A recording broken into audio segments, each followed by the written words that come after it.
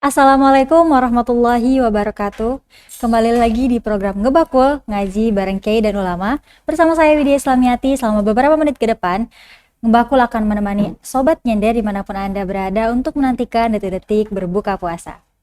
Sobat Nyender, dimanapun Anda berada yang sedang menyaksikan Ngebakul melalui streaming YouTube ataupun Facebook, jangan lupa tekan tombol subscribe untuk channel YouTube NU Tulen karena selama bulan Ramadan ini, NU Tulen akan hadir dengan program Ngebakulnya dengan tema-tema menarik seputar Ramadan dan dengan narasumber dari Lembaga Dakwah PWNU DKI Jakarta.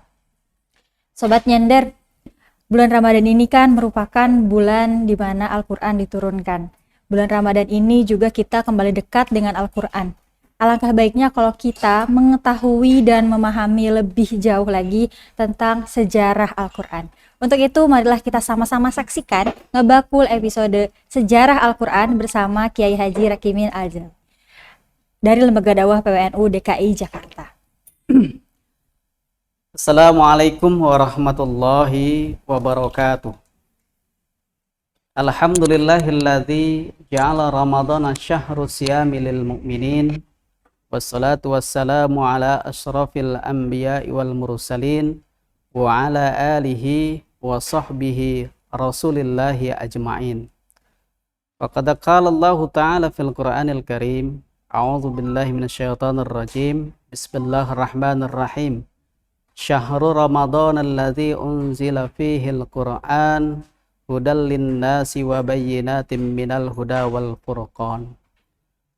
Faqala Rasulullah sallallahu alaihi wasallam fil hadis, khairukum man ta'allamal Qur'ana wa 'allamahu.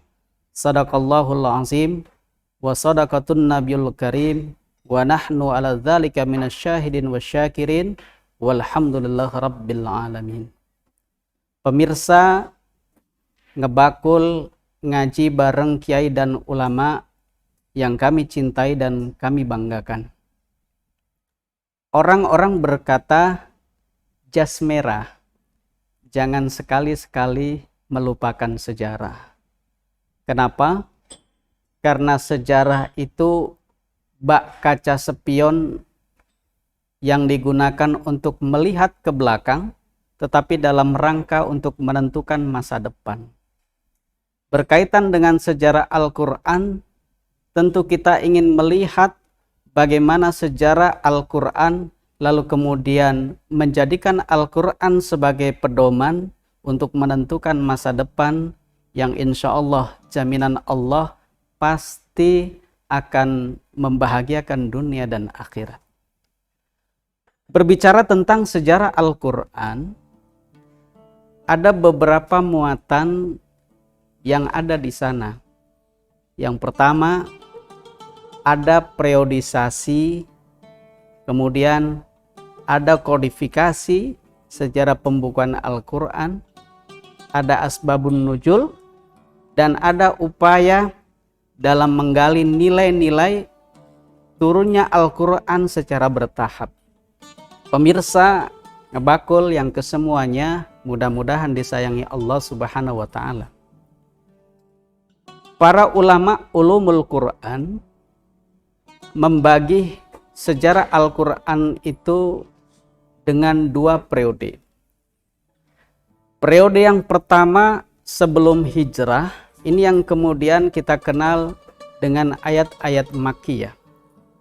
Lalu periode yang kedua adalah periode pasca hijrah, ini yang kemudian kita kenal dengan ayat-ayat Madaniyah. Ayat-ayat Makkiyah di antara cirinya adalah pendek atau pendek-pendek, diawali dengan ya ayuhan nas dan diturunkan di Mekah dan sebelum Nabi hijrah.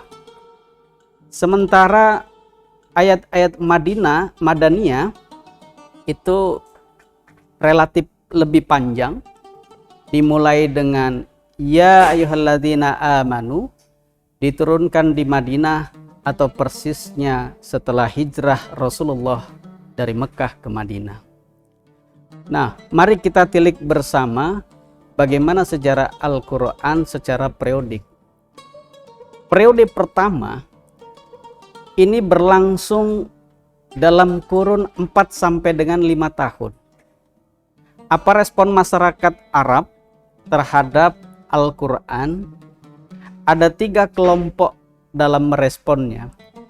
Kelompok pertama, sedikit dari mereka itu menerima keberadaan Al-Quran. Kelompok yang kedua, banyak yang menolak keberadaan Al-Quran. Dan yang ketiga adalah banyak yang mereka itu kekeh tetap menjadikan tradisi nenek moyang daripada bangsa Arab sebagai pedoman hidup mereka. Nah, dari 4 sampai dengan 5 tahun ini kemudian sejarah Al-Quran diawali dengan turunnya Al-Quran.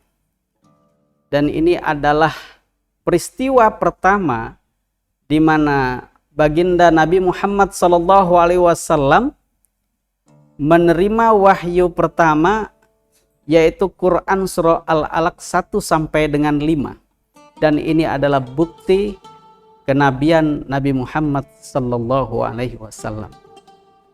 Iqra bismi rabbikal ladzi khalaq, khalaqal insana min 'alaq.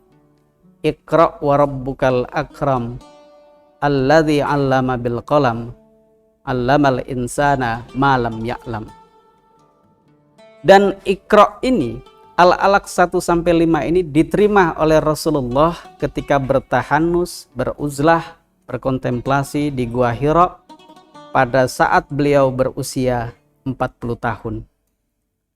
Dan tentu Al-Alaq 1 sampai dengan 5 memiliki pesan yang begitu luas, tetapi kata kuncinya adalah bahwa Allah menginginkan manusia cerdas, pintar, dengan Iqra, membaca yang tersurat maupun yang tersirat, sehingga melahirkan ilmu pengetahuan. Dengan pengetahuan itu, maka manusia bisa menyempurnakan pengembangan amanah sebagai mandat Tuhan, yaitu sebagai khalifah fil ardi dan sebagai Abdullah. Pemirsa Ngebakul dimanapun Anda berada, dan mudah-mudahan disayangi Allah Subhanahu wa Ta'ala. Lalu pada wahyu yang kedua, Allah menurunkan Quran surah Al-Mudaththir. Ya ayyuhal mudaththir, qum fa'anzir. Dan ayat berikutnya. Wahai orang yang berselimut, kum, bangkitlah, fa'anzir, dan maka berikanlah peringatan. Ini adalah bukti kerasulan baginda Nabi Muhammad SAW. Nah, Al-Mudaththir ini memiliki peran yang begitu hebat, terutama dalam pembentukan pribadi Rasul. Terutama Rasul di situ diberikan motivasi oleh Allah. Melalui malaikat Jibril, Rasul kemudian diberikan semangat dengan ya ayyuhal mudaththir qum fa'anzir, memberikan motivasi kebangkitan yang luar biasa, dan kemudian memberikan pencerahan, memberikan nadhirah kepada umatnya.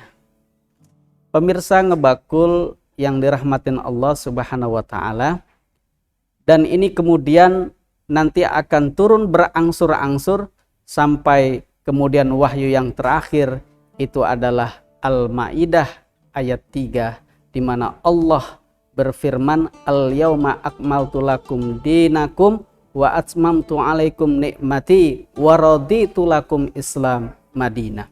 Jadi Islam ditegaskan sebagai agama kita, dan itu adalah penyempurnaan nikmat dari Allah Subhanahu wa Ta'ala. Pemirsa yang dirahmatin Allah, pada periode yang kedua, ini periode berlangsung penurunan Al-Quran dalam kurun 8-9 tahun. Dan ini adalah kurun yang sangat sulit, karena terjadi pertarungan yang hebat antara gerakan Islam yang dipimpin oleh Rasul dengan masyarakat jahiliyah, di mana berbagai cara intimidasi, penganiayaan, pengancaman dalam gerak dakwah mereka ini menjadi kemudian membahayakan, menghantarkan mereka ke Habsah dan kemudian sampai kemudian di Madinah. Nah, pada periode ini banyak dasar-dasar yang kemudian diterapkan di dalam Al-Quran, Satu di antaranya adalah ud'u ila sabili rabbika bil hikmah wal mau'izatil hasanah wajadilhum billati hiya ahsan. Rasulullah bersama para sahabat dalam proses hijrah itu diberikan keyakinan, diteguhkan dengan berkah turunnya Al-Quran. Melalui spirit, ajaklah mereka kepada jalan Tuhanmu dengan penuh hikmah, dengan nasihat yang baik, dan kemudian berbantah-bantahan dengan kondisi yang baik. Mudah-mudahan periodisasi sejarah Al-Quran ini menginspirasi kita untuk melihat kemuliaan Al-Quran, untuk kemudian memastikan masa depan kita yang lebih baik, bahagia dunia dan akhirat. Sahabat Ngebakul yang dirahmatin Allah, mari kita song-song buka puasa kita dengan sama-sama berdoa. A'udzubillahi minasyaitonirrajim. Bismillahirrahmanirrahim. Allahumma laka sumtu wa bika amantu wa ala rizkika aftartu birahmatika ya arhamar rahimin. Selamat berbuka dan mudah-mudahan berkah Al-Quran menyapa hidup kita. Wallahul muwafiq ila aqwamit thoriq. Wassalamualaikum warahmatullahi wabarakatuh.